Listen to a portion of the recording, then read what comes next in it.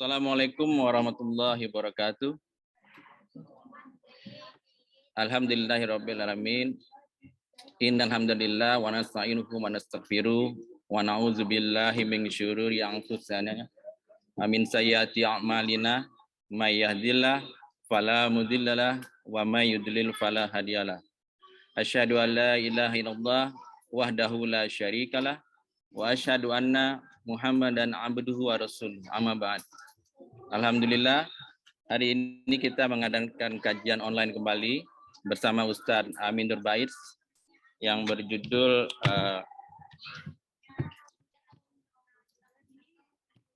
dari mana dan kemana engkau belanjakan hartamu. Baiklah, hari ini sebelum Ustadz memulai pukul 11 waktu Norwegia, Danis akan membacakan ayat Quran yang relevan dengan tentang harta. Silakan Danis. Di sini boleh.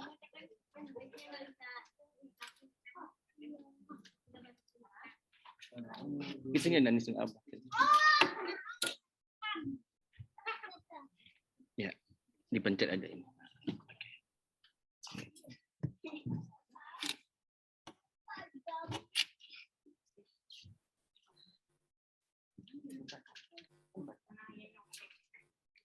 A'udzu billahi minasy syaithanir rajim. Bismillahirrahmanirrahim. Mathalul ladzina yunfiquna amwalahum fi sabilillahi kamathali habbatin ambatat sab'a sanabila fi kulli sumbulatin mi'atu habbah wallahu yudha'ifu liman yasha wallahu wasi'un alim. Alladzina yunfiquna amwalahum fi sabilillah الذين ينفقون أموالهم في سبيل الله ثم لا يتبعون ما أنفقوا منا ولا أذى لهم أجرهم عند ربهم ولا خوف عليهم ولا هم يحزنون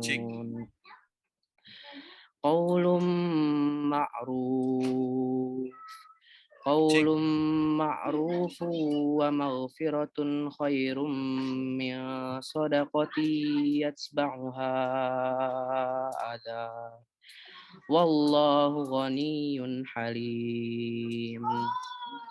يا أيها الذين آمنوا لا تبطلوا صدقاتكم بالمن والأذى كالذي ينفق ماله رئاء الناس ولا يؤمن بالله واليوم الآخر فمثله كمثل صفوان عليه تراب فأصابه وابل فتركه صلدا لا يقدرون على شيء مما كسبوا Wallahu la yahdil qaumal kafirin.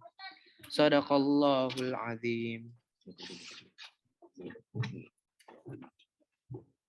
Perumpamaan orang-orang yang menginfakkan hartanya di jalan Allah adalah seperti orang-orang yang menabur sebutir biji benih yang menumbuhkan 7 tangkai. Pada setiap tangkai ada 100 biji. Allah melipat gandakan pahala bagi siapa yang Dia kehendaki. Allah maha luas lagi maha mengetahui. Orang-orang yang menginfakkan harta mereka di jalan Allah, kemudian tidak mengiringi apa yang mereka infakkan itu dengan menyebut-nyebut dan menyakiti perasaan penerima, bagi mereka pahala di sisi Tuhan mereka. Tidak ada rasa takut pada mereka dan mereka tidak bersedih. Perkataan yang baik dan pemberian maaf itu lebih baik daripada sedekah yang diiringi tindakan Allah yang menyakiti. Allah Maha Kaya lagi Maha Penyantun.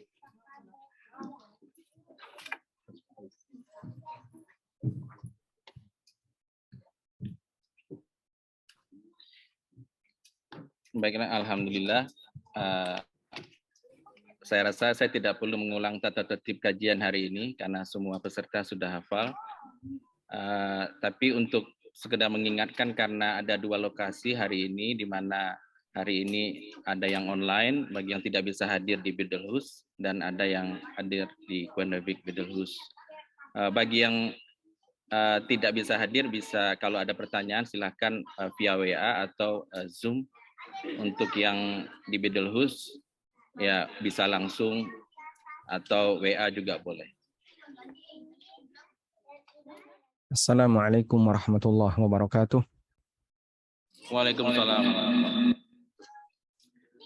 Alhamdulillahirabbil alamin. Wassalatu wassalamu ala asyrafil mursalin nabiyina wa maulana Muhammadin wa ala alihi wa sahbihi ajma'in. Wa ashhadu an la ilaha illallah wahdahu la syarikalah wa ashhadu anna Muhammadan abduhu wa rasuluh. Salawatu rabbi wa salamu alaihi wa ala alihi wa ashabihi wa man sara ala nahjihi wa stanna bi sunnatihi ila yaumiddin. Alhamdulillah, puji syukur kita haturkan kehadirat Allah Subhanahu wa taala di kesempatan sore hari ini untuk waktu Yogyakarta dan siang hari untuk waktu Norwegia. Kita bisa bersama-sama belajar dalam rangka untuk membangun kesadaran bagaimana sikap yang benar ketika kita berinteraksi dengan harta. Dan sebagai informasi bahwa kajian ini diselenggarakan atas kerjasama ANB Channel dengan lembaga dakwah yang ada di Norwegia. Namanya apa Pak lembaganya Pak? Komunitasnya Kamis. Iya Pak, Keluarga Kamis. Muslim Indonesia Stavanger. Baik. Saat ini posisinya berada di Stavanger ya? Ya Pak, di kota Stavanger. Insyaallah. Barakallahu fikum. Semoga keluarga Muslim Indonesia yang ada di Stavanger diberkahi oleh Allah Subhanahu wa taala, dibimbing selalu agar bisa selalu istiqomah di atas jalan yang lurus. Sebagai muqaddimah, posisi Anda berada di negara minoritas. Dan seperti yang kita tahu bahwa ketika kaum muslimin berada di negara minoritas, bisa jadi ada beberapa syiar Islam yang tidak bisa dilaksanakan secara bebas. Terutama untuk amal ibadah yang sifatnya ditampakkan di luar. Mungkin Anda bisa sholat 5 waktu berjamaah, tapi barangkali kita tidak bisa sebebas seperti yang ada di Indonesia atau negara-negara Muslim dalam menyelenggarakan Jumatan, atau dalam menyelenggarakan sholat Id, atau dalam menyelenggarakan kegiatan berkurban. Di sebagian negara mereka tidak bisa berkurban. Sebab kalau berkurban harus di RPH, di rumah potong hewan, dan itu pun yang memotong tidak jelas latar belakangnya misalnya. Oleh karena itu, dalam posisi ini memang yang namanya Muslim ketika berada di negara minoritas, dia akan menjumpai beberapa kendala dalam melaksanakan syiar agamanya. Sehingga mereka butuh saling penguatan, mereka butuh kerjasama dalam rangka untuk menjaga antara satu dengan yang lain agar tetap berada di atas jalan yang benar. Terlebih lagi ketika berinteraksi dengan non-Muslim, alhamdulillah mungkin di Eropa nuansa toleransi masih cukup tinggi. Cuman terkadang ada orang yang mendapatkan pengaruh dari sisi pemikiran-pemikiran yang tersebar di daerah sana, sampai akhirnya seorang Muslim mereka mendapatkan pengaruh pemikiran liberal atau yang lainnya. Dan kita berharap dengan adanya forum kajian yang diselenggarakan oleh komunitas-komunitas Muslim di negara-negara minoritas, bisa saling menguatkan. Nabi SAW menyebutkan dalam sebuah hadis yang sahih, Al-mar'u ala dini khalilih. Seorang hamba itu akan mengikuti agama khalilnya. Yang dimaksud dengan khalil adalah teman dekatnya. Seseorang bisa menjadi baik ketika teman dekatnya baik. Dan sebaliknya seseorang bisa menyimpang ketika teman dekatnya adalah orang yang menyimpang. Maka jika kita selalu membersamai komunitas orang-orang yang baik, komunitas orang-orang yang selalu menjaga amal ibadah kepada Allah, ketaatan kepada Allah, semoga ini salah satu cara yang bisa kita lakukan untuk bertahan istiqomah di daerah minoritas. Baik, selanjutnya tema kajian kita di kesempatan kali ini adalah akan membahas dari mana dan kemana engkau belanjakan hartamu. Barangkali tema ini bagi sebagian kaum muslimin Indonesia bukanlah hal yang baru. Karena kita cukup sering menyinggung ini dalam beberapa forum kajian. Sehingga mungkin bagi teman-teman kajian kita di tema kesempatan kali ini sifatnya hanya pengulangan untuk kajian-kajian sebelumnya. Namun mungkin bagi sebagian teman-teman yang berada di luar, ini adalah sebuah tema yang baru. Karena mungkin mereka belum pernah mendengarkan penjelasan tentang masalah ini. Tapi apapun itu,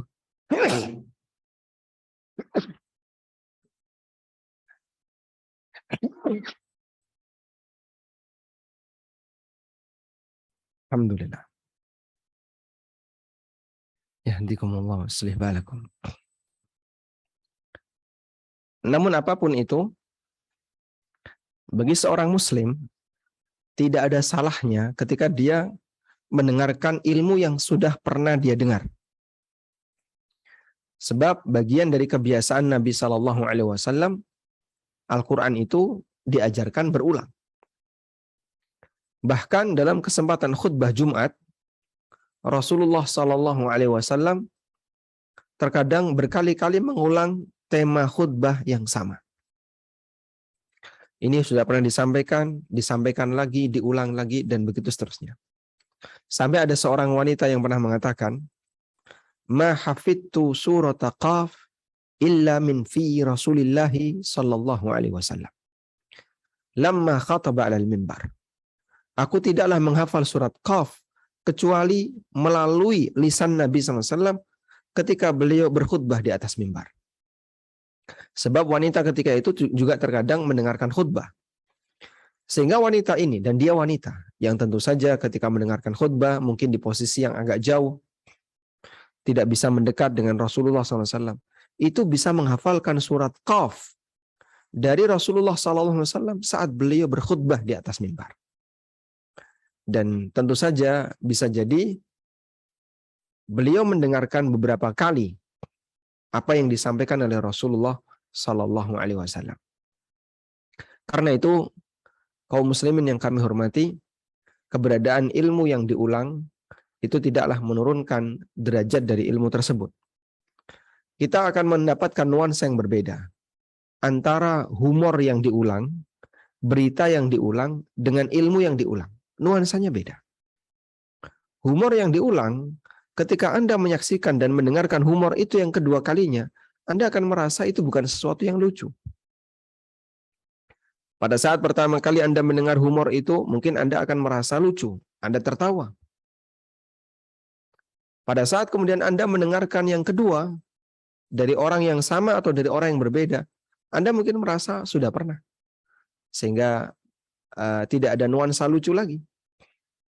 Karena dia sifatnya diulang. Apalagi berita. Berita itu cukup didengerin sekali. Diulang kembali berita itu, akan ada kemungkinan kita nggak begitu peduli. Sebab ini bukan sesuatu yang baru. Tapi ketika ilmu agama, Masya Allah. Meskipun ilmu itu diulang-ulang, namun manusia tetap merasa nyaman mendengarnya, merasa nyaman ketika mendengarkannya, merasa enak ketika mendengarkannya, membacanya, dan seterusnya. Sebab ilmu yang diulang tidak mengurangi kualitas dari ilmu tersebut. Memang terkadang ada sebagian orang yang merasa, saya sudah pernah dapat ini. Tapi ketika dia mendengar, dia tetap merasakan nyaman. Sebab ilmu itu kebutuhan bagi batin. Ilmu itu kebutuhan yang sangat asasi bagi batin seorang hamba. Karena itulah Allah Subhanahu wa taala menyebut Al-Qur'an sebagai kitab yang mutasyabihan. Allah Subhanahu wa taala berfirman dalam Al-Qur'an, taqsyar. Di surat Az-Zumar ayat 23.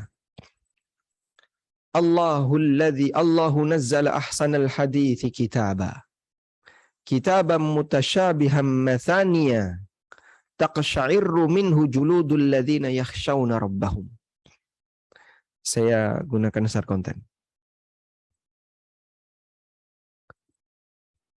Allahu nazzala ahsanal hadithi kitaba. Allah lah zat yang menurunkan ahsanal hadits.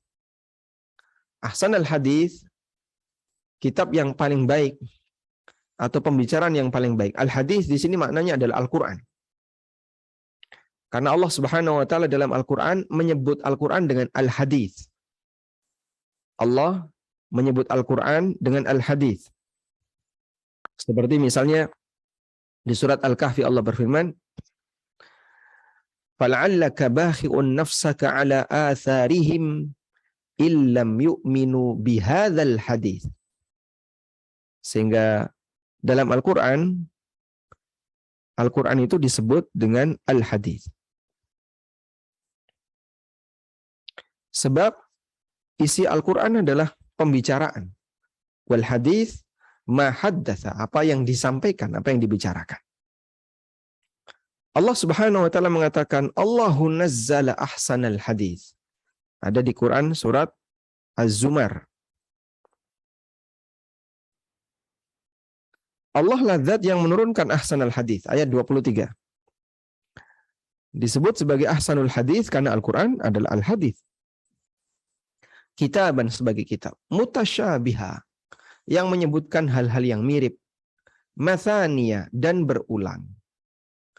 Jadi mutasyabihan, para ulama menjelaskan bahwa yang dimaksud dengan mutasyabihan, ayat yang berulang, ini dibahas, nanti dibahas lagi. Kalau mathani itu berpasangan. Setelah Allah menyebutkan tentang surga, Allah bercerita tentang neraka. Setelah Allah menyebutkan tentang orang mukmin, Allah bercerita tentang orang kafir.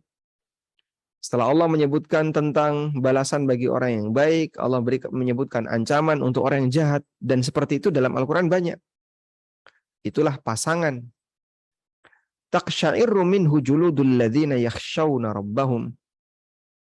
Yang bergetar hati orang-orang yang takut kepada mereka. Minhu disebabkan karena Al-Quran. Baik, kepentingan kita dari ayat ini adalah bahwa kita mengetahui Al-Quran itu penjelasannya berulang. Di mana Allah Subhanahu wa taala menyebut bahwa Al-Quran adalah kitab yang mutasyabih. Al-Quran adalah kitab yang mutasyabih. Li'annahu yushbihu ba'duhu ba'dah. Karena antara satu pembahasan dengan pembahasan yang lain terkadang mirip. Yushbih, mirip. Karena Al-Quran adalah kitab yang mutasyabih, maka ayat A mirip dengan ayat B, mirip dengan ayat C, dan seterusnya. Ini bisa kita lihat ya. Berarti penjelasan Al-Quran itu berulang. Sehingga penjelasan Al-Quran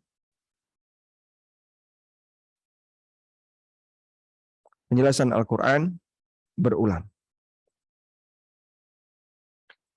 Baik. Dan kita ketika membaca Al-Quran dengan penjelasan yang berulang, kita tidak pernah merasa bosan. Sudah pernah diceritakan tentang Musa, di surat yang lain diceritakan lagi, Dan kita, bagi Anda yang bisa menikmati perjalanan kisah itu, Anda akan bisa merasakan ketika diceritai dalam Al-Quran, bisa merasakan kenikmatannya. Maka ilmu yang berulang, ilmu berita humor. Anda bandingkan ini ya. Ketika ini berulang, apa yang terjadi? Untuk berita hilang rasa. Humor juga hilang humornya. Dua ini hilang rasa. Tidak ada hal yang menarik lagi ketika berita dan humor itu diulang. Tapi ketika ilmu diulang, tetap menarik.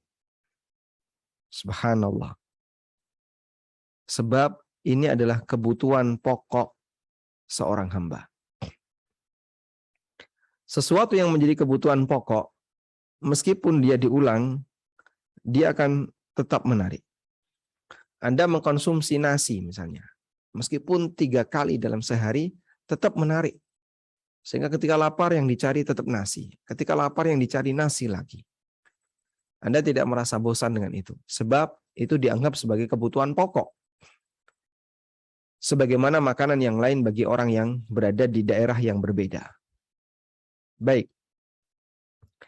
Selanjutnya kita akan membahas tentang masalah harta. Kita menyadari bahwasannya semua harta itu pasti akan dihisab. Dan Ali bin Abi Thalib radhiyallahu anhu pernah mengatakan berkaitan dengan karakter harta. Qala Aliyun, kata Ali bin Abi Thalib, harta itu kata beliau halaluhu yuhasab wa haramuhu yu'adzab. Yang halal dihisab, yang haram diazab. Itulah karakter harta. Tidak ada yang ketiga. Yang halal dihisab, yang haram diazab. Oleh karena itu, ketika orang berinteraksi dengan harta, sementara dia dalam posisi apapun, pasti dia akan menjumpai kondisi ini. Yang halal dihisab, yang haram diazab. Tayyib. Dan tentang hisab harta, ini ditegaskan oleh Allah Subhanahu wa taala dalam Al-Qur'an. Sebagaimana Allah firmankan di surat At-Takatsur, "Tsumma latus'alunna yauma idzin 'anin na'im." Kemudian besok di hari kiamat, sungguh kalian akan ditanya tentang kenikmatan yang Allah berikan kepada kalian. Dan kenikmatan ini tidak hanya mencakup kenikmatan harta, termasuk juga kenikmatan-kenikmatan yang lainnya. Kemudian disebutkan dalam hadis yang sahih Nabi SAW bersabda, "La tazulu qadama 'abdin yaumal qiyamah." Kaki seorang hamba tidak akan geser kelak di hari kiamat. Hatta yus'al. Sampai dia ditanya oleh Allah tentang aneka kenikmatan yang Allah berikan kepadanya, terutama kenikmatan yang paling asasi yang dimiliki oleh hamba. Apa saja yang ditanya? Ada 4. An umrihi fima afnah. Allah akan bertanya tentang umur yang Allah berikan kepada dia. Untuk apa umur itu dihabiskan? Kau gunakan untuk apa umur itu? Dan kita tahu yang namanya umur sama dengan apa? Umur sama dengan waktu. Umur adalah waktu. Allah bakal meminta pertanggungjawaban kepada kita mengenai waktu yang kita gunakan. Kau habiskan untuk apa waktu itu? Wa an ilmihi fima afnah. Dan dia akan ditanya oleh Allah tentang ilmunya. Fima afnah, fima fa'ala. Sejauh mana dia amalkan ilmu itu. Sehingga ketika seseorang diberi ilmu oleh Allah, ini termasuk nikmat yang asasi. Sebab manusia butuh bimbingan. Lalu Allah kasih bimbingan berupa ajaran agama. Ketika dia sudah mendapatkan bimbingan itu, maka Allah akan bertanya, kau gunakan untuk apa ilmu itu? Apakah sudah kau amalkan? Wa an ilmihi fima af'ala, dia akan ditanya oleh Allah Ta'ala tentang ilmunya, sejauh mana ilmu itu dia amalkan. Baik. Sehingga yang pertama dia ditanya oleh Allah tentang waktu. Kemudian orang belajar. Dan dengan belajar dia tahu bimbingan. Maka dia ditanya oleh Allah tentang ilmunya. Lalu berikutnya dia ditanya oleh Allah tentang wa'an malihi. tentang hartanya. Dia ditanya oleh Allah tentang hartanya. Min aina iktasaba wa fima anfaqa. Dari mana harta itu dia dapatkan dan untuk apa harta itu dia gunakan. Masya Allah. Sehingga seorang hamba ketika memiliki harta, persiapan atau hal yang perlu dia siapkan adalah menyiapkan pertanyaan Allah Subhanahu wa taala, dari mana dia dapatkan harta itu dan bagaimana cara dia menyalurkan harta itu. Nikmat berikutnya adalah harta, di mana nikmat harta ini adalah bekal utama manusia hidup. Bekal utama manusia hidup. Kok bisa, Pak? Karena Allah Subhanahu wa taala jadikan harta itu sebagai qiyaman, sebagai qiyamun nas, penegak kehidupan manusia. Allah sebut dalam Al-Qur'an harta itu sebagai qiyamun nas, penegak kehidupan manusia.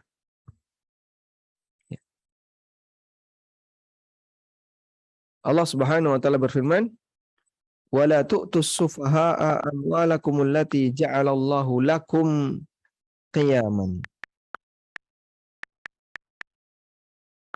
Di surat An-Nisa ayat 5. Janganlah kalian berikan kepada orang bodoh harta kalian yang Allah jadikan harta itu sebagai qiyaman. Di An-Nisa ayat 5. Wala tu'tus sufaha'a amwalakum allati ja'alallahu lakum qiyama. Jangan kalian berikan kepada orang bodoh harta kalian, di mana Allah jadikan harta itu sebagai qiyaman, sebagai penegak. Dan yang dimaksud penegak di sini adalah penegak kehidupan kalian. Sebab manusia butuh makan, butuh pakaian, butuh tempat tinggal, butuh A, butuh B, butuh C, dan semua kebutuhan itu asasnya adalah harta. Dan Allah Subhanahu wa taala melarang harta ini jangan dihambur-hamburkan. Jangan diberikan kepada orang bodoh, jangan diberikan kepada orang yang tidak tahu bagaimana cara menggunakan harta dengan benar. Baik. Maka kenapa harta ini akan ditanya oleh Allah? Sebab dia adalah bekal utama hidup manusia. Kemudian yang keempat adalah wa'an jismihi. Manusia akan ditanya oleh Allah tentang jasadnya, badannya. Fima ablah. Untuk apa badan itu dia rusak? Kenapa badannya bisa sampai rusak? Ya. Dan fisik adalah bagian dari nikmat yang diberikan oleh Allah kepada manusia. Punya umur tapi fisiknya rusak. Gimana? Sakit-sakitan. Sehingga badan ini nikmat apa? Adalah fisik hamba. Dan itu nikmat asasi. Kita punya fisik, ada tangan, ada indera, dan ada aneka pelengkap badan kita, anggota badan, organ-organ. Dan yang namanya fisik, lambat laun akan mengalami penurunan. Semakin lama bukan semakin sempurna, tapi semakin menurun, sampai akhirnya fungsinya oleh Allah Subhanahu wa taala dihilangkan secara bertahap. Kadang liver dihilangkan fungsinya, kadang jantung dihilangkan fungsinya, kadang apalagi fungsinya dihilangkan. Dan itu akan menyebabkan fisik itu jadi menurun. Dihilangkan fungsinya secara bertahap sehingga dia jadi menurun. Tayyib. Ini 4 hal yang akan ditanya oleh Allah Subhanahu wa taala. Maka kita bisa lihat di sini ya, bahwa salah satu yang akan dihisab oleh Allah adalah tentang harta. Dan ketika Allah menghisab harta, dari mana harta itu dia dapatkan dan untuk apa harta itu dia gunakan. 2 pintu. Pintu masuk dan pintu keluar. Karena itu tidak cukup ketika orang punya prinsip. Yang penting kan halal. Sebentar. Anda memang dituntut untuk mencari harta yang halal. Tapi Anda juga dituntut yang kedua. Bagaimana cara Anda menggunakan harta itu? Apabila ada orang yang dia terlalu pelit, tidak mau memanfaatkan hartanya, maka itu akan menjadi beban hisab baginya. Atau ada orang yang dia tidak menggunakan hartanya di jalan yang benar, justru itu akan menjadi sumber penyesalan baginya. Karena itu Allah Subhanahu wa taala sebutkan dalam Al-Qur'an, ada orang yang infak tapi infaknya itu untuk maksiat.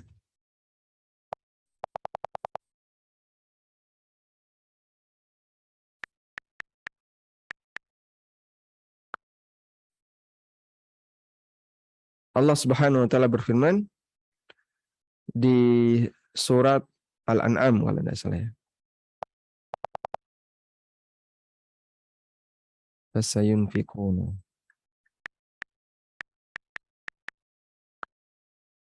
Di surat Al-Anfal ya. Di surat Al-Anfal ayat 36. Innal ladzina kafaru yunfiquna amwalahum liyasuddu an sabilillah fasayunfiqunaha thumma takunu alaihim hasratan thumma yughlabun. Sesungguhnya orang-orang kafir mereka menginfakkan harta mereka, yunfiquna amwalahum. Perhatikan kalimat yunfiquna amwalahum. Orang kafir menginfakkan harta mereka liyasuddu an sabilillah, untuk menghalangi manusia dari jalan Allah. Masya Allah. Bagaimana bentuknya, Pak? Orang kafir menginfakkan hartanya untuk menghalangi manusia dari jalan Allah. Orang kafir ini mereka gunakan hartanya dalam rangka mengajak manusia untuk bermaksiat, mengajak manusia untuk semakin menyimpang dari ajaran syariat. Liyasuddu an sabilillah, dalam rangka menghalangi jalan Allah.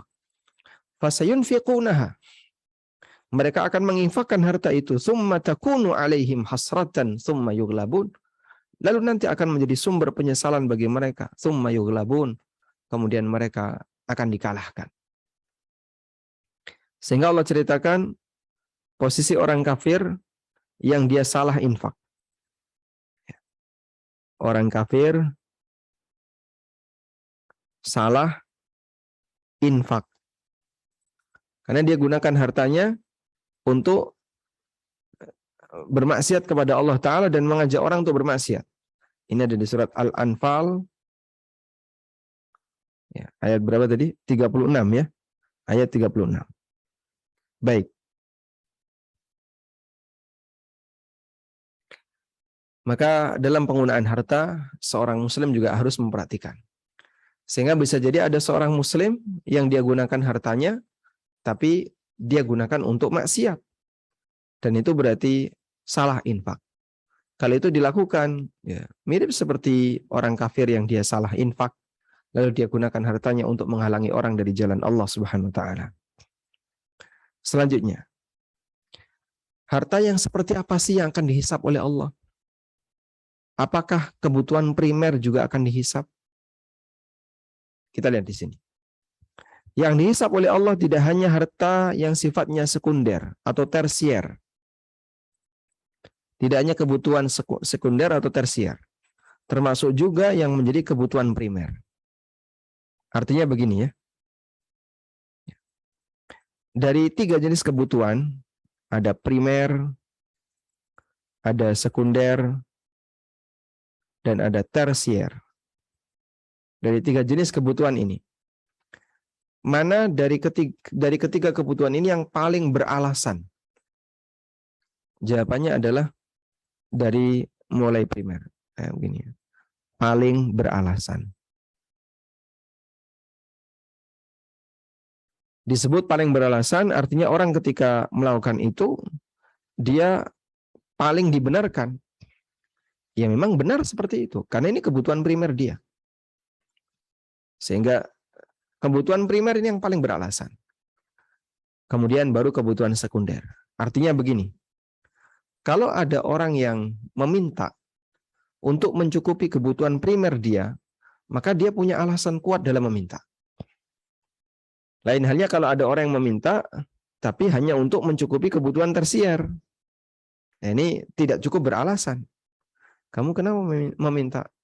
Saya mau pakai untuk jalan-jalan ke Eropa. Atau mau saya gunakan untuk nginep di hotel. Kalau seperti ini, memintanya itu tidak cukup beralasan. Meminta yang beralasan adalah ketika meminta untuk memenuhi kebutuhan primer. Baik, jika yang ini dihisap, apalagi yang sekunder dan tersier. Apabila yang primer aja dihisap, apalagi yang sekunder dan tersier. Sekarang coba kita lihat ini. Dari Abu Hurairah radhiyallahu anhu, beliau meriwayatkan suatu hari Rasulullah sallallahu alaihi wasallam keluar dari rumah beliau. Kemudian beliau berpapasan dengan Abu Bakar dan Umar. Dan sebenarnya ceritanya Nabi SAW keluar siang hari, lalu ketemu Abu Bakar. Ditanya, siang-siang keluar ngapain? Abu Bakar mengatakan, lapar ya Rasulullah. Alju ya Rasulullah. Ya, sehingga beliau bertanya, apa yang menyebabkan kalian keluar dari rumah kalian pada saat seperti ini? Siang-siang keluar ngapain? Abu Bakar mengatakan, lapar ya Rasulullah. Masya Allah. Kalau hanya orang ini, kalau misalnya sarapan di waktu pagi, mungkin dia nggak bakalan lapar. Berarti bisa jadi mereka nggak sarapan di waktu pagi. Maka Rasulullah SAW mengatakan, Walladzi nafsi biyadi, demi Allah yang diriku ada di tangannya.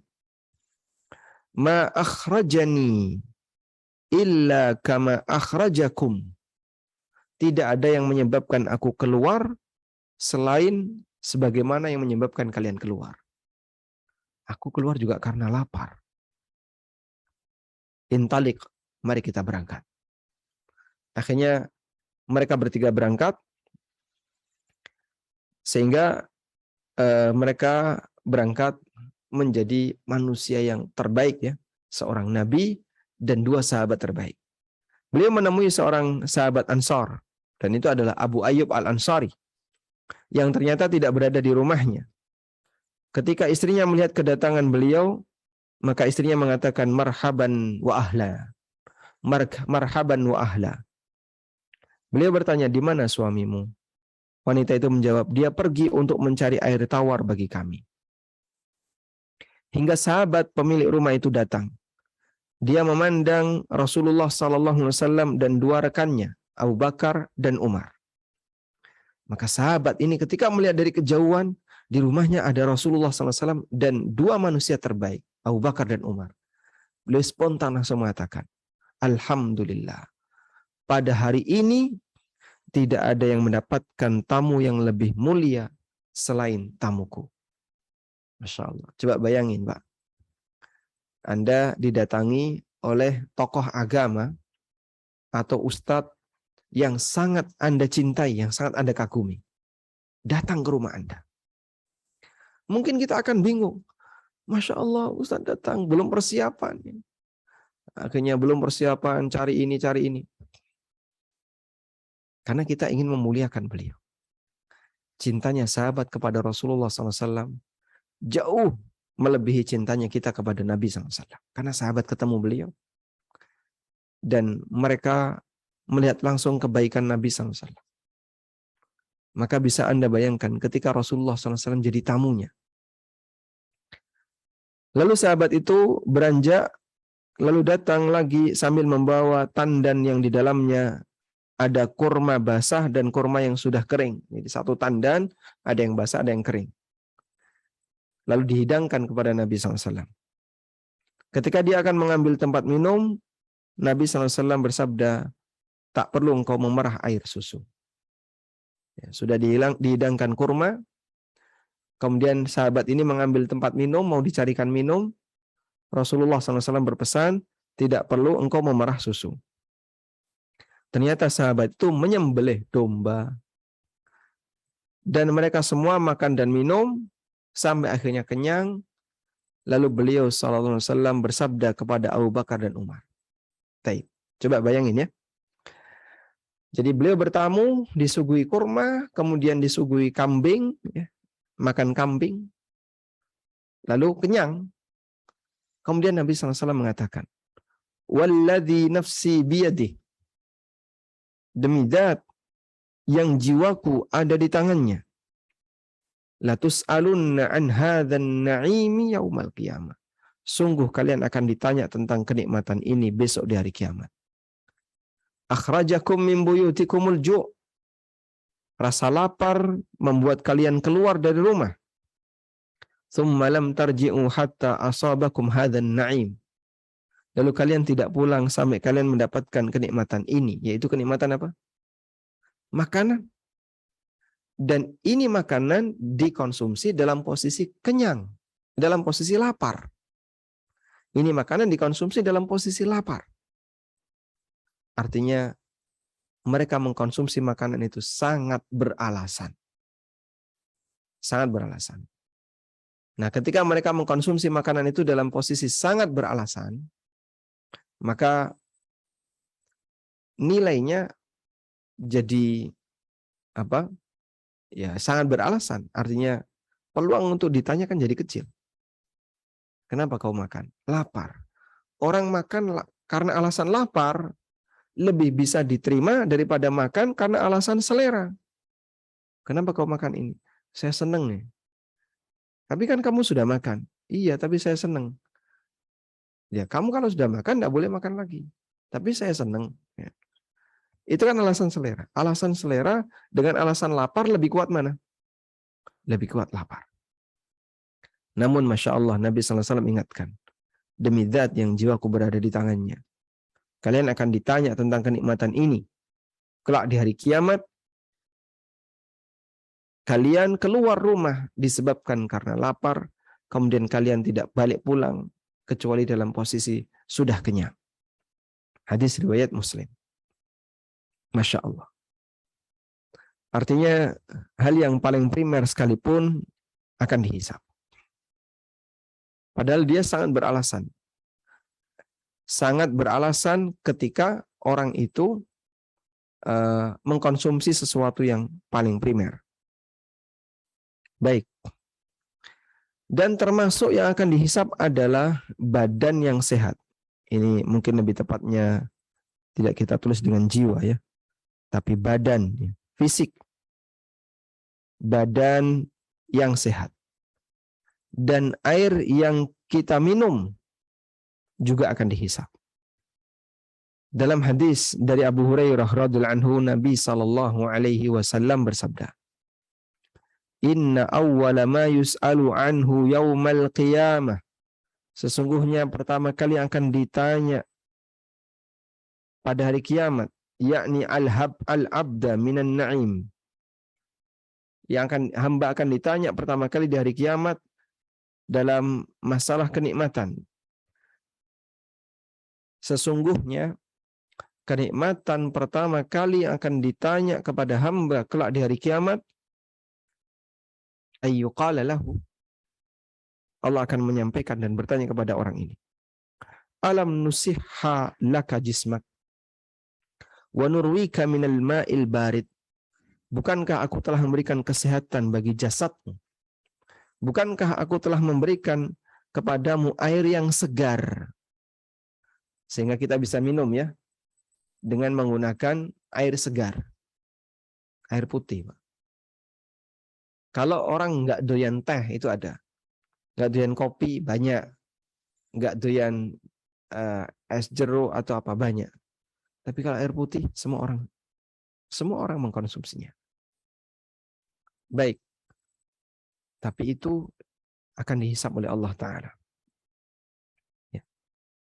Sehingga al-ma'ul barid, air segar dalam arti air putih, orang minum air putih itu sangat beralasan.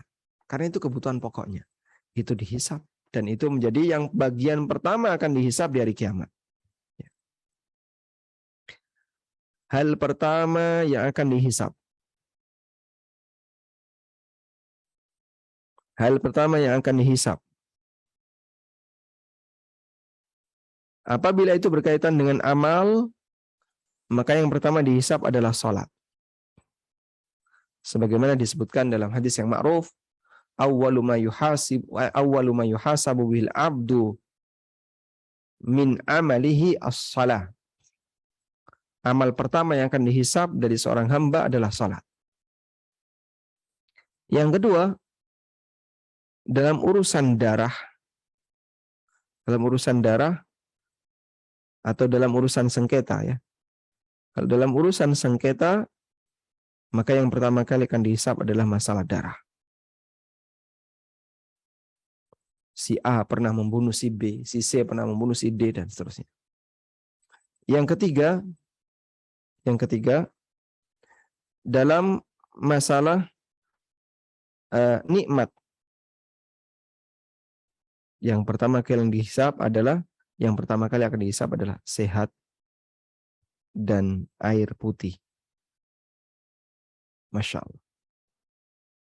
Ini 3 hal pertama yang akan dihisab di yaumil akhir. Sebagaimana disebutkan dalam beberapa riwayat yang sahih berkaitan dengan hal tersebut. Nah, karena itu semakin banyak pemasukan seseorang, dia akan menjalani hisab yang lebih lama, sehingga menyebabkan dia tertunda untuk masuk surga. Tertunda masuk surga. Karena dia harus menjalani hisab yang lebih lama. Apa buktinya? Coba lihat ini. Hadis dari Abdullah bin Amr bin As radhiyallahu anhuma.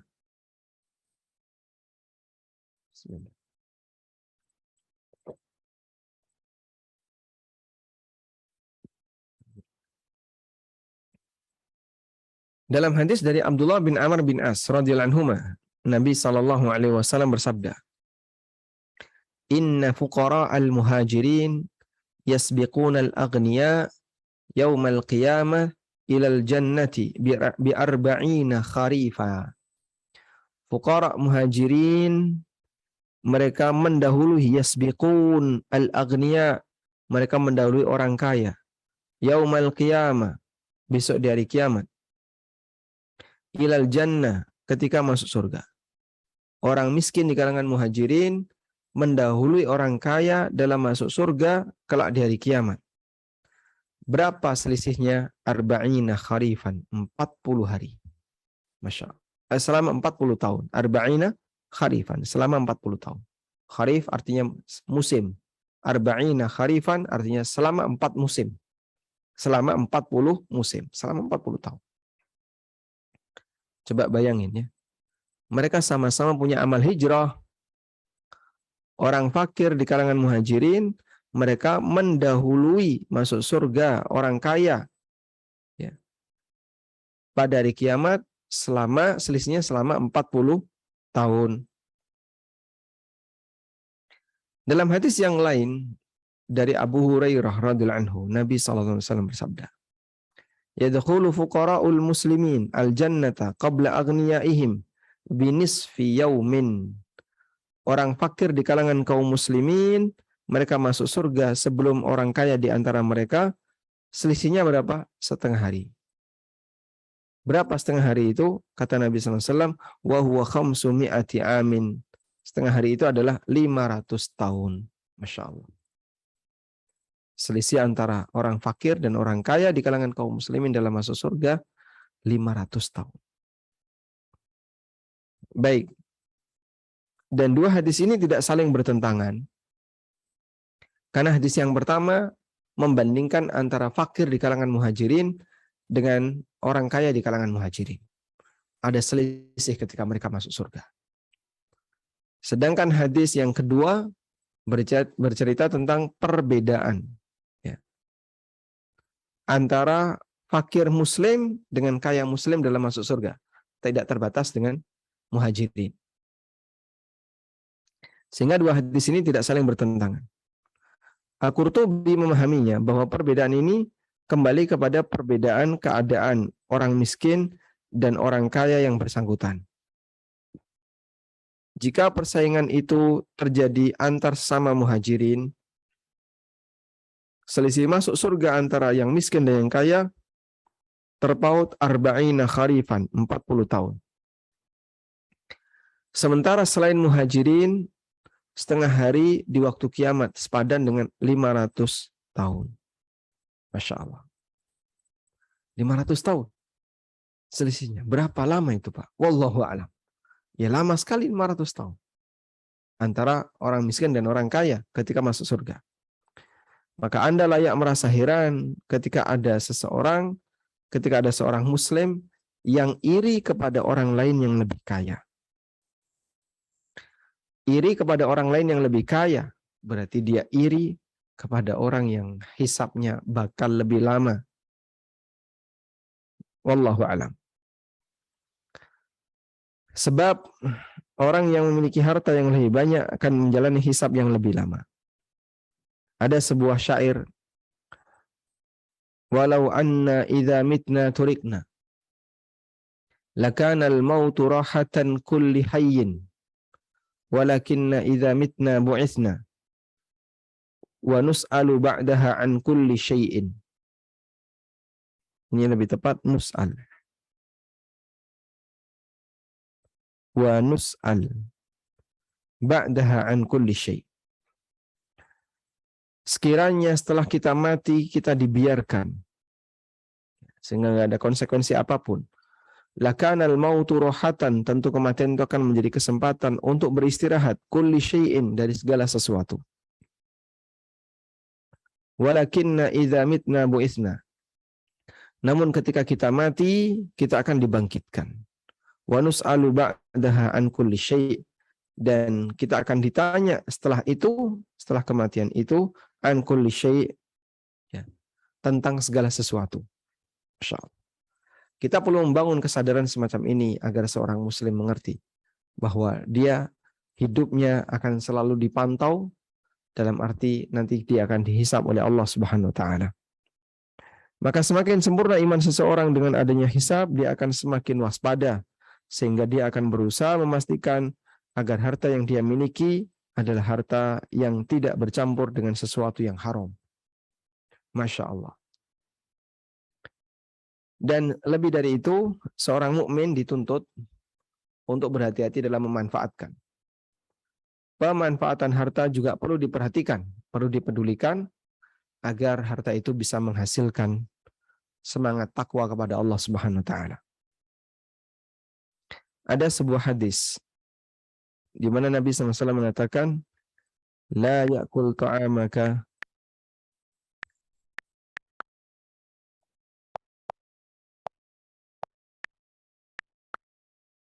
illa taqiyun. Jangan sampai makan makananmu kecuali orang yang bertakwa. Di sini hadisnya ya. Dari Abu Sa'id Al-Khudri radhiyallahu anhu, Rasulullah SAW bersabda, la tusahib illa mu'minan wa la ya'kul ta'amaka illa taqiyun. Janganlah kau berteman kecuali dengan orang mukmin, dan jangan makan makananmu kecuali orang yang bertakwa. Yang dimaksud jangan berteman kecuali orang mukmin adalah berteman yang sifatnya akrab. Jangan berteman akrab kecuali dengan mukmin. Wala ya'kul ta'amaka illa taqiyun, dan jangan makan makananmu kecuali orang yang bertakwa. Kalau dia mengkonsumsi atau dia memiliki makanan lalu mau diserahkan ke orang lain, maka yang terbaik adalah ketika penerimanya adalah orang yang bertakwa. Kenapa, Pak? Karena harta itu akan digunakan untuk kebaikan, untuk mendulang takwa. Namun bukan berarti hadis ini mengajarkan kita untuk bersikap pelit, sehingga saat ada orang yang bertamu ditanya dulu, ya, kamu bertakwa atau tidak? Kamu sholat enggak? Kalau enggak bertakwa, enggak saya kasih suguhan. Ya, tentu bukan demikian. Lalu apa makna wala ya'kul ta'amaka illa taqiyun? Jangan makan makananmu kecuali orang yang bertakwa. Dijelaskan oleh Ali bin Abi Thalib. Maknanya adalah perbanyaklah bersahabat dengan orang-orang yang bertakwa. Karena ketika hartamu keluar, maka yang akan memanfaatkan adalah orang-orang yang bertakwa di sekitarmu. Baik anaknya, istrinya, maupun kanan kirinya. Wallahu a'lam. Dan hadis ini sahih riwayat Abu Dawud, disebutkan dalam sahih Abi Dawud. Tayyib. Walhamdulillahirabbil alamin. Mungkin itu yang bisa kita sampaikan sebagai muqaddimah. Semoga yang sedikit ini bermanfaat. Wassalamualaikum.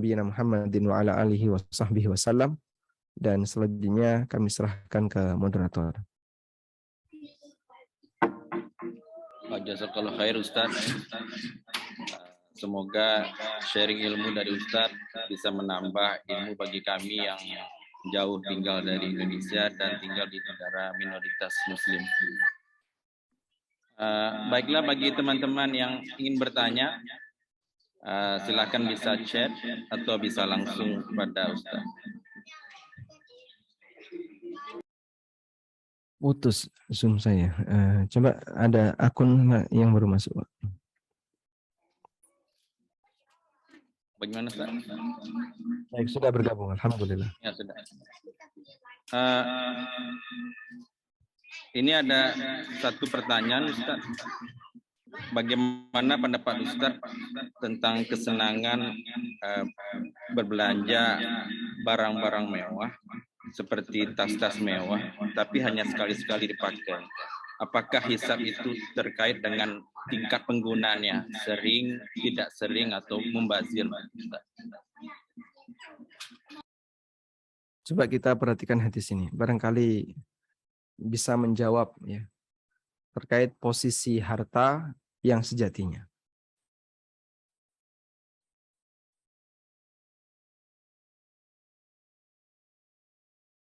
Disebutkan dalam sebuah hadis yang sahih dari Abdullah bin Shikhir. Beliau menceritakan, kita coba baca yang riwayat Muslim ya. Abdullah bin Shikhir pernah menceritakan, Ataitun Nabiyya sallallahu alaihi wasallam wa huwa yaqra'u. Aku mendatangi Nabi sallallahu alaihi wasallam ketika beliau membaca Alhaakumut Takatsur. Lalu Rasulullah sallallahu alaihi wasallam terdiam. Qala, kemudian beliau mengatakan, Yaqulu ibnu Adam, mali, mali. Manusia selalu mengatakan, ini hartaku, ini milikku, ini propertiku. Qala, wa hallaka ya ibnu Adam, min malika, illa ma akalta fa'afnaita, aw labista fa'ablaita, aw tasaddaqta fa'amdaita. Kemudian Nabi SAW mengatakan, manusia selalu bilang, ini hartaku, ini propertiku, ini kendaraanku. Padahal kamu tidak memiliki sesuatu, wahai Ibnu Adam, dari hartamu itu, illa kecuali apa yang kau makan sampai habis, apa yang kau pakai sampai rusak, dan apa yang kau sedekahkan sehingga ada abadi di hari kiamat. Sementara apa yang kau kumpulkan belum tentu jadi jatah rizkimu. Sementara apa yang kau kumpulkan belum tentu menjadi jatah rizkimu. Saya belum share kontennya.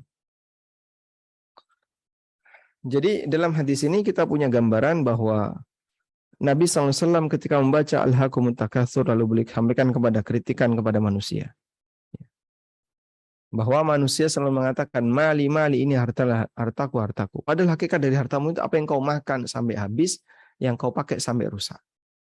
Sedangkan yang kau simpan, yang kau koleksi belum tentu jadi harta rizkimu. Makanya ini penting ya. Sehingga kalau ada orang beli barang banyak, dia punya barang banyak. Tapi ternyata ketika dia punya barang banyak itu, nggak ada yang dimanfaati. Cuma ditumpuk di gudang, nggak dimanfaatkan. Ya, pasti dia akan dihisap, padahal belum tentu dia menikmati. Belum tentu dia menikmatinya. Makanya yang lebih penting di sini ada memperhatikan dari sisi manfaat. Apa sisi manfaat kehadiran harta ini dalam hidupku? Kalau kemudian harta ini tidak terlalu memberikan manfaat, maka sebaiknya Anda tidak adakan. Untuk apa diadakan? Sementara harta ini tidak begitu memberikan manfaat. Sehingga dalam posisi ini, ketika Anda dalam keadaan memiliki harta atau beberapa barang yang branded, tas branded, jam tangan branded, atau apa branded, ya, sepatu branded. Cuman ini tidak dipakai kecuali di momen-momen tertentu. Jadinya kan banyak nganggur. Pasti akan dihisap, padahal belum tentu pemiliknya memanfaatkannya. Wallahu a'lam. Baik Ustaz, ini ada pertanyaan lagi Ustaz, tapi agak sedikit keluar dari topik mengenai memberikan bantuan harta pada orang yang tidak mau membayar hutang Ustaz. Tapi orangnya datang dan datang lagi, tapi tidak pernah bayar Ustaz. Bagaimana kira-kira pendapat Ustaz? Ada sisi pendidikan yang barangkali perlu kita berikan. Saya sebutkan satu contoh yang pernah dilakukan oleh Nabi SAW.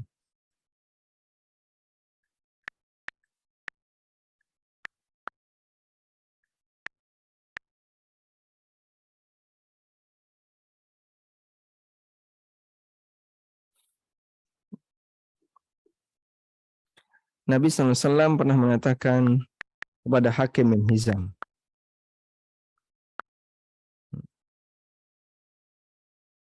Nah ini. Hakim bin Hizam bercerita. Hadisnya riwayat Bukhari. Dari sahabat Hakim bin Hizam, hadis riwayat Bukhari. Kata Hakim ini keponakannya Khadijah. Sa'altu Rasulullah sallallahu alaihi wasallam fa'atani. Aku minta kepada Nabi sallallahu alaihi wasallam lalu beliau kasih. Tsumma sa'altuhu fa'atani. Lalu aku minta lagi, beliau kasih lagi. Tsumma sa'altuhu fa'atani. Kemudian aku minta yang ketiga kalinya, beliau kasih lagi. Dan Nabi SAW sangat dermawan. Ada orang minta, kasih, minta, kasih.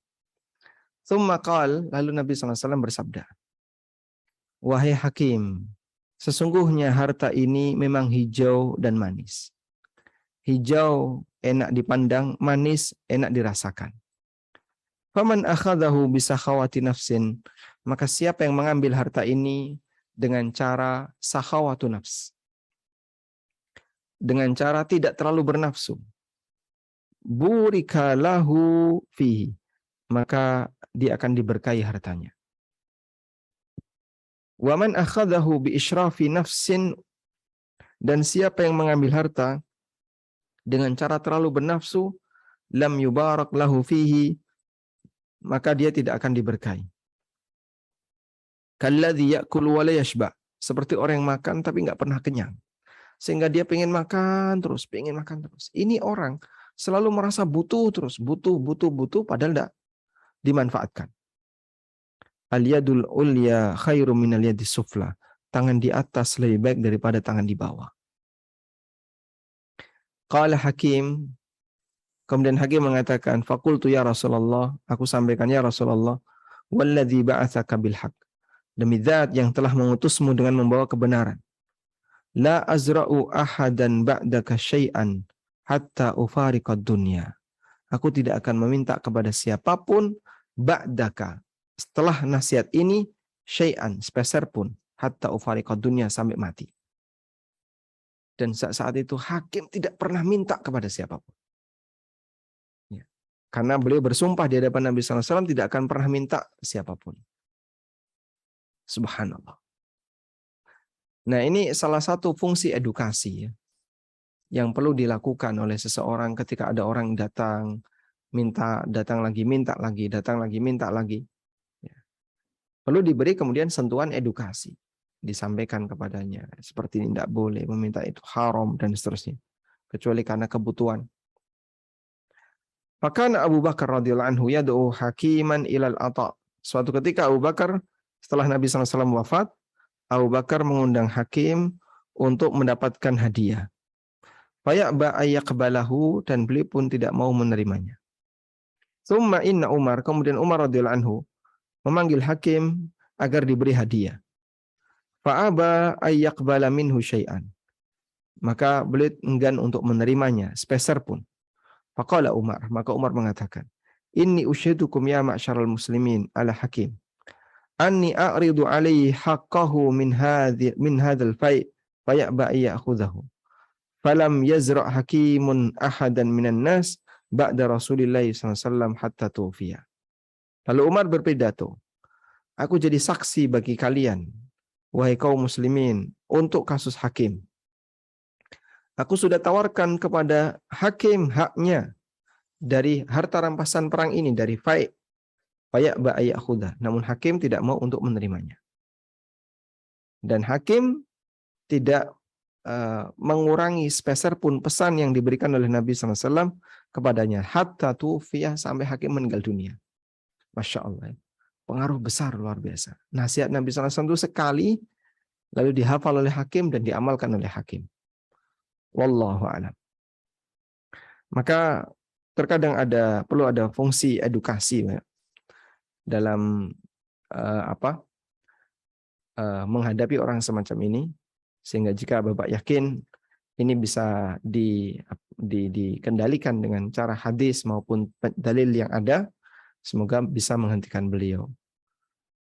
Wallahu a'lam. Baik, apa ada teman-teman masih ada pertanyaan kira-kira?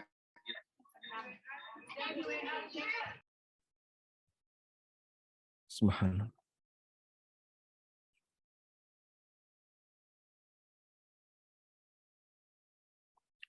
Di sana sekarang musim apa, Bapak? Sedang musim gugur, Ustaz. Masya Allah. Ya. Mendekati dingin ya? Iya, sekitar 10-11 derajat, Ustaz. Masya Allah. Barakallahu. Ini ada satu pertanyaan, Ustaz. Siap. Bagaimana pendapat Ustaz tentang membeli atau menggunakan barang second hand? Second hand berarti bekas. Ya, bekas, Ustaz. Ada nggak larangan di sana penggunaan barang bekas?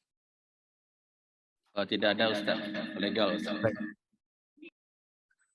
Hukum asalnya diperbolehkan, Pak. Dan hampir semua objek berupa pakaian atau barang-barang di masa Nabi SAW yang ditransaksikan oleh para sahabat, banyak sekali, bukan hampir semua ya, banyak sekali barang second hand.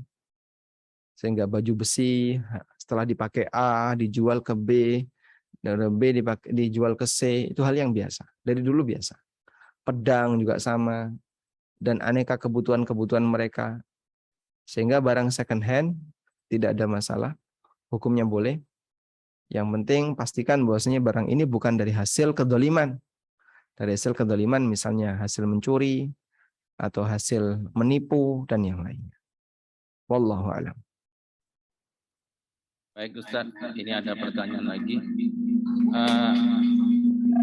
Saya ada banyak baju yang sudah tidak terpakai, tapi ini semua pemberian orang tua dan mertua. Kalau saya sedekahkan kepada orang lain, khawatir orang tua dan mertua tersinggung. Sementara saya tidak enak hati bila ke orang tua atau mertua. Bagaimana caranya ini, Ustaz? Baik, salah satu di antara bentuk penghargaan terhadap hadiah adalah memanfaatkan hadiah itu. Dan boleh ditampak-tampakkan kepada orang yang memberi. Maka mungkin sekali waktu Anda gunakan, lalu Anda tampakkan ke orang tua atau mertua, meskipun Anda bisa jadi nggak suka. Tapi ditampakkan dalam rangka untuk membuat mereka senang. Insya Allah jika niatnya demikian, semoga termasuk di antara bentuk usaha berbakti kepada orang tua. Ya Anda pakai aja, Anda manfaatkan, ditampakkan, oh ternyata kayak gini. Meskipun bisa jadi Anda nggak suka. Udah. Nah, dalam perjalanannya kalau nanti Anda merasa bosan atau apa, lalu Anda berikan ke yang lain tanpa memberitahu orang tua, insya Allah tidak masalah. Sehingga di tahap awal, yang penting pokoknya ditampakkan dulu, nih sudah saya pakai, ditunjukkan. Semoga dengan itu orang tua jadi merasa gembira, merasa senang. Nah. Ya, ada pertanyaan lagi, Ustaz. Bagaimana jika kita membeli pakaian atau barang yang dalam produksinya kita sudah tahu bahwa perusahaannya menzolimi karyawan, misalnya dibayar dengan upah murah dan sebagainya? Bagaimana, Ustaz? Membeli barang dari perusahaan ya, yang kita sudah tahu perusahaannya menzolimi karyawan, misalnya dibayar dengan upah murah dan sebagainya. Setahu kami, kita tidak berurusan dengan pelanggaran yang dilakukan oleh perusahaan itu. Sehingga misalnya begini, perusahaan ini sudah melakukan MOU dengan karyawannya, untuk produksi barang itu. Dan karyawan ridho dengan kerja volume sekian, dia akan dibayar dengan nilai sekian. Oke, ridho, tanda tangan.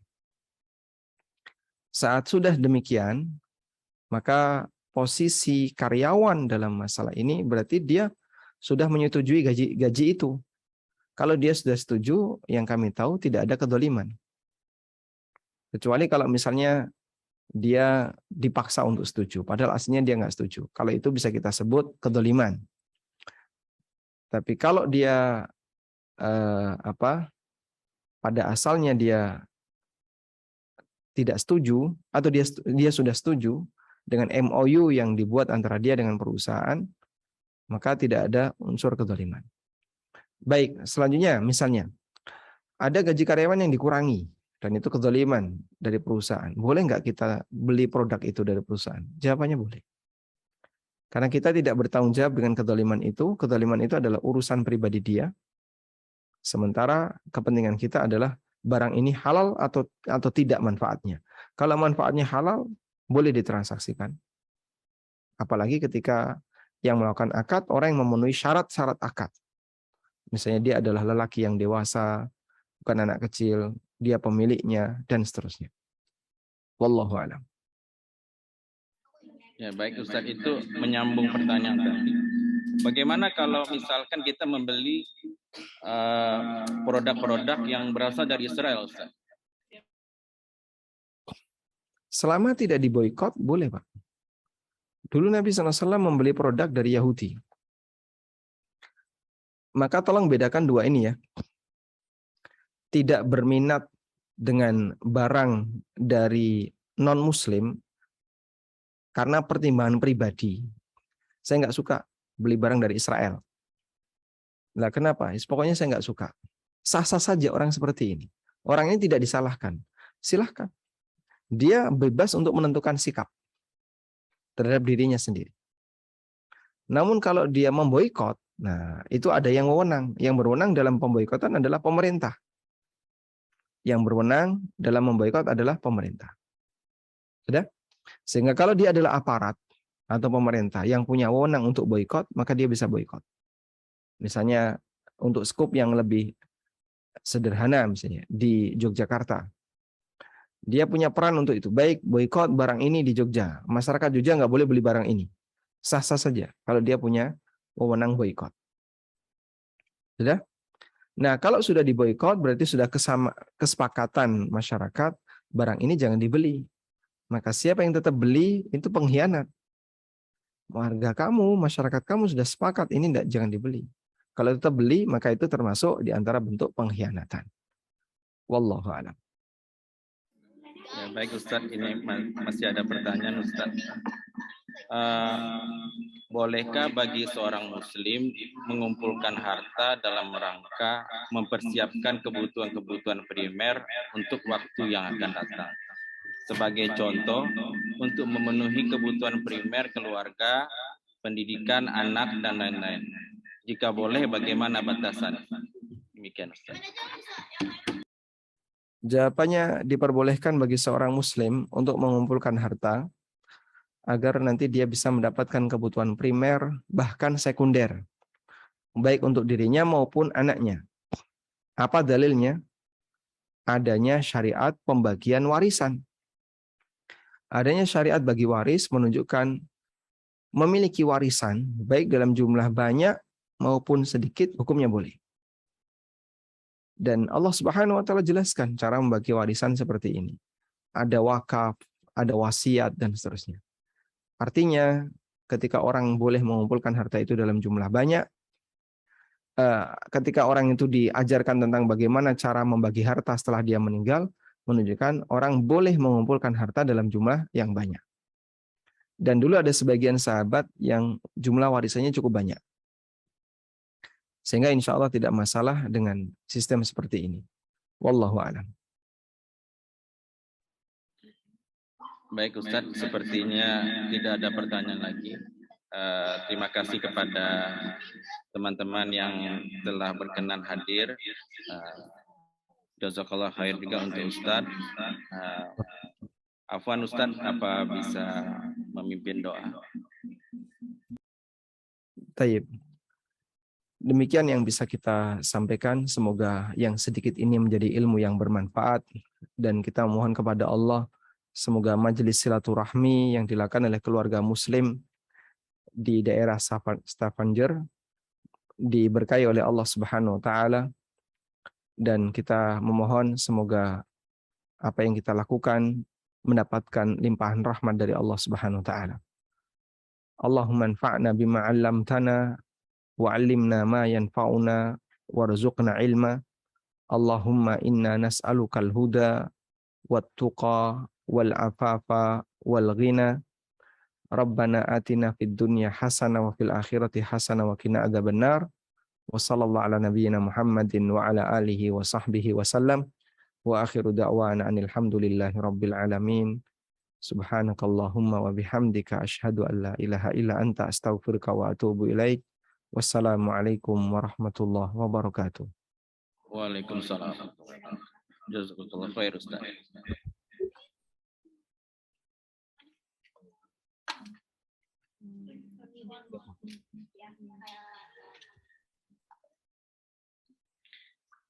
Ya, baik. Kami izin live dari meeting. Baik Ustaz. Jazakumullah khairan. Assalamualaikum. Waalaikumsalam.